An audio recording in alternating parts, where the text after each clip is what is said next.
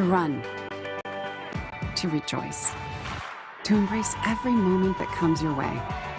It's your life, and it's our passion to care for it. Sanford Health. Health lives here.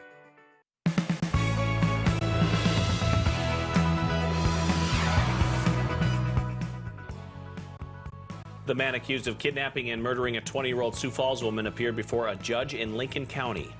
Plus, a Sioux Falls man shot earlier this month has died from his injuries. His family shares how they're going through. And last week, a Sioux Falls man made a public plea. He needed help finding a pair of missing rings. We have an update you won't want to miss.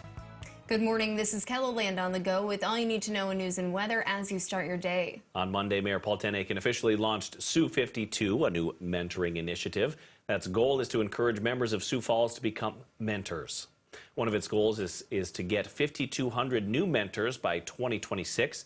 Darren Anderson has been mentoring for 21 years on his own.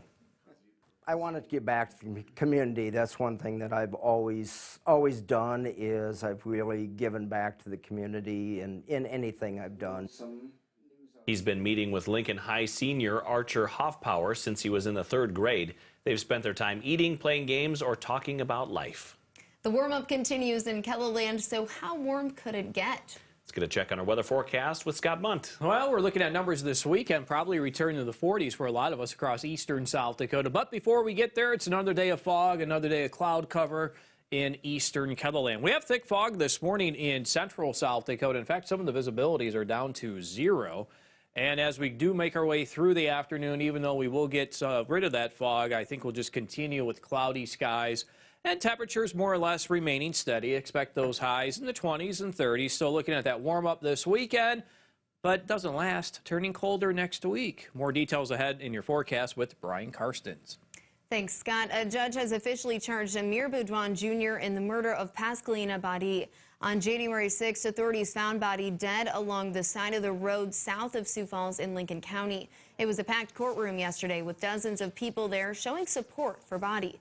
A judge read Duan the 15 counts he faces, including first-degree murder, second-degree murder, aggravated kidnapping, rape, and robbery. He will have a status hearing February 18th in Lincoln County.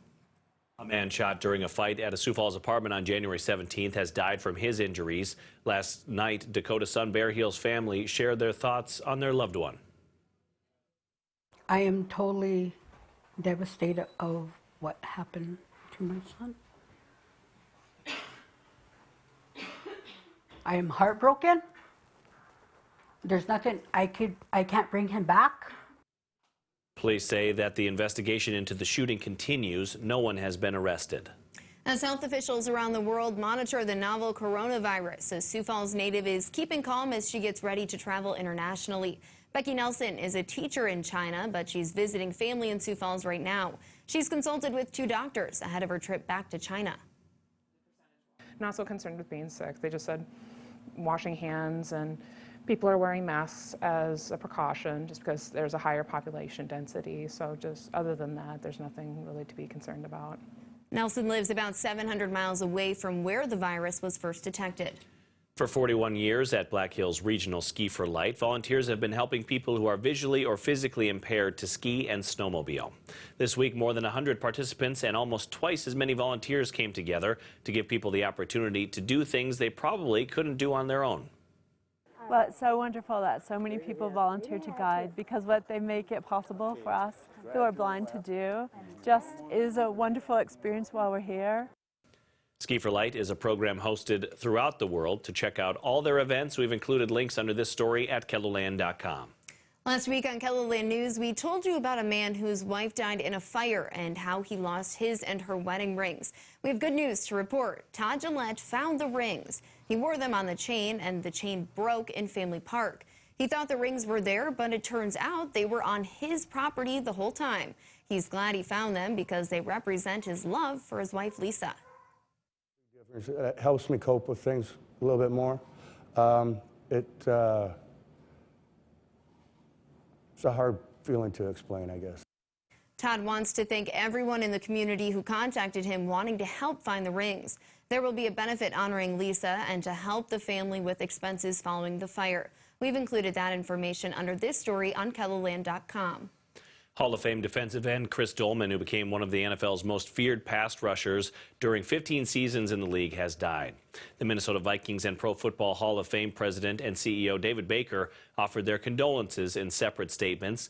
There was no word on the timing of Dolman's death, but he had surgery in January 2018 to remove a brain tumor, and Baker said he passed away after a prolonged and courageous battle against cancer. He was 58. Brian? All right, as we turn to weather this morning, we do have, clouds, and that's for sure in the east here today. Although into Minnesota, it's actually been clearer. As you can see, some of the breaks or holes in the clouds there toward Marshall, Worthington.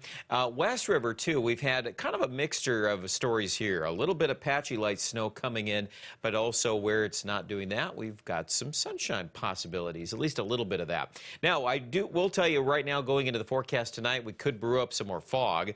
We've been pretty good at that here lately in spots, and I think then tomorrow, yeah, clouds are still pretty tough in the morning, and then a little bit of snow coming into western KELOLAND in the afternoon.